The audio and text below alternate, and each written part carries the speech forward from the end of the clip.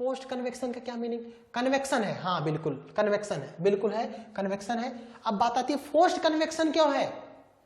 क्योंकि my dear convection के लिए हमने देखो यहां पे एक पंखा लगा दिया। अब की बार हमने क्या किया, यहां पर एक फैन लगा दिया, यहां पर क्या लगा दिया, एक फैन लगा दिया। और यहां क्या है, यहां पर एग है, एक हॉट एग है, हॉट बॉइल्ड एग है, गर्म किया हुआ बॉइल्ड एग है। अब इसमें हमें इस एग को ठंडा करना है तो दो तरीका हो सकता है। इस एग को ठंडा करने के दो तरीके हो सकते हैं। पहला तरीका ये हो सकता है कि इसको ऐसे ही छोड़ दो, दूसरा तरीका हो सकता है कि इसको ऐसे छोड़ो तो लेकिन यहाँ पे एक पंखा लगा दो और ये जल्दी, कौन जल्दी ठंडा होगा, ये वाला जल्दी ठंडा होगा कि ये वाला? नहीं, ये वाला जल्दी ठंडा हो जाएगा। क्योंकि Q की वैल्यू हमने पढ़ा है H डेल्टा T हो गया, TW माइनस T इन्फिनिटी। तो जब H की वैल्यू बढ़ जाएगा तो ज्यादा हीट ट्रांसफर होगा। और H की वैल्यू क्यों बढ़ेगा? क्योंकि फोर्स्ड कन्वेक्शन हो गया, आप कहोगे सर देखो फोर्स्ड कन्वेक्शन क्यों बोल रहे हो? क्योंकि पंखा लग गया भाई, पंप लग गया, पंखा लग गया। तो अगर ऐसी कुछ चीजें लग जाती हैं, हवा बहुत तेजी से बढ़ रहा है तो फोर्स्ड कन्वेक्शन है। जैसे यहाँ पे if the fluid is forced to flow over the surface by external means. What is external mean? क्या है?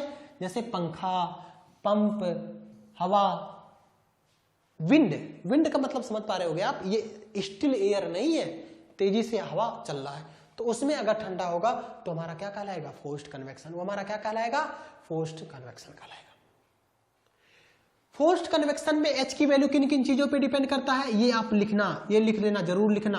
रो, V, D, mu, CP, K। Okay sir ये सब क्या लिख दिया आपने? ये सब बच्चा कुछ नहीं है। देखो ये फ्लूइड की प्रॉपर्टी है कि नहीं? तो मैंने अभी क्या बोला था, H की वैल्यू टाइप ऑफ फ्लूइड पे डिपेंड करेगा, तो ये फ्लूइड की प्रॉपर्टी है। ये बोलो ये वेलोसिटी है कि नहीं? तो थर्ड पैरामीटर तो वेलोसिटी था कि वेलोसिटी पे डिपेंड करेगा, ठीक है। ये भी हमारा फ्लूइड की प्रॉपर्टी है कि नहीं? और ये क्या है?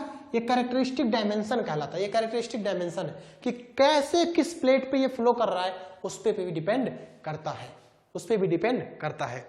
आपने कहा कि सर ये बताओ, आप ये बता दो मुझे कि एयर की वैल्यू कम था, वाटर की वैल्यू ज्यादा था, क्यों?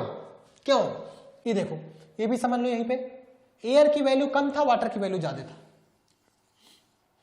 अभी देखा था ना आपने कि H ऑफ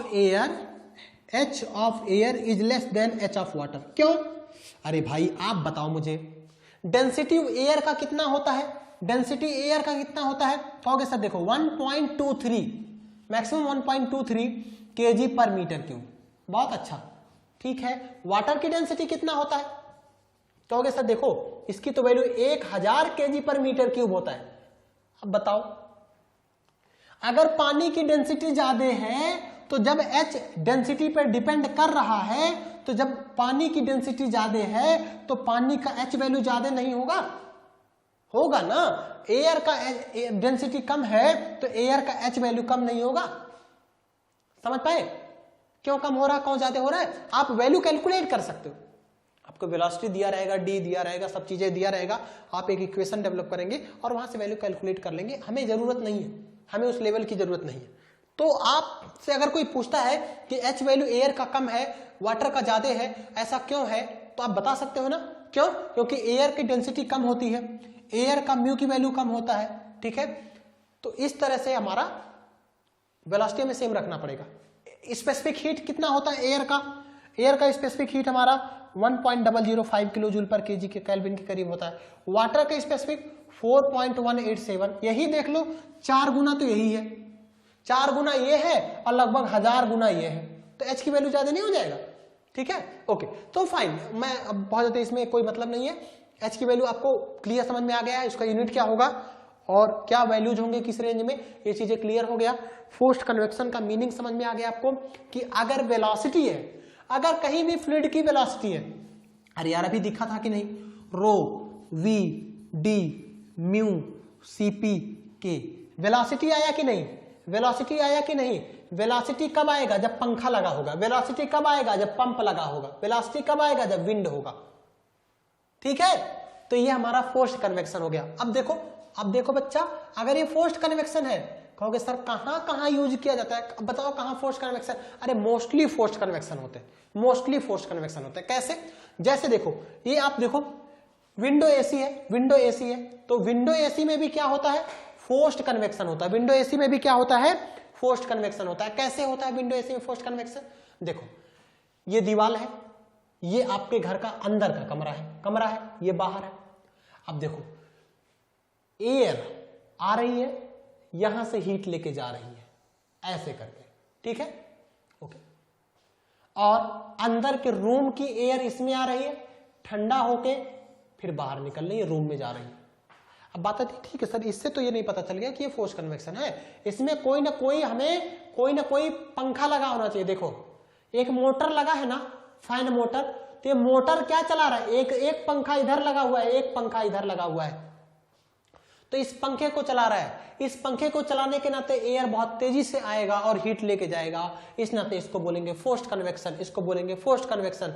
हॉट एग था, इसको ठंडा करने के लिए हमने एक फैन लगा दिया, तो इसको हम लोग बोलेंगे फोर्स्ड कन्वेक्शन। इसको हम लोग क्या बोलेंगे माय डियर, फोर्स्ड कन्वेक्शन बोलेंगे।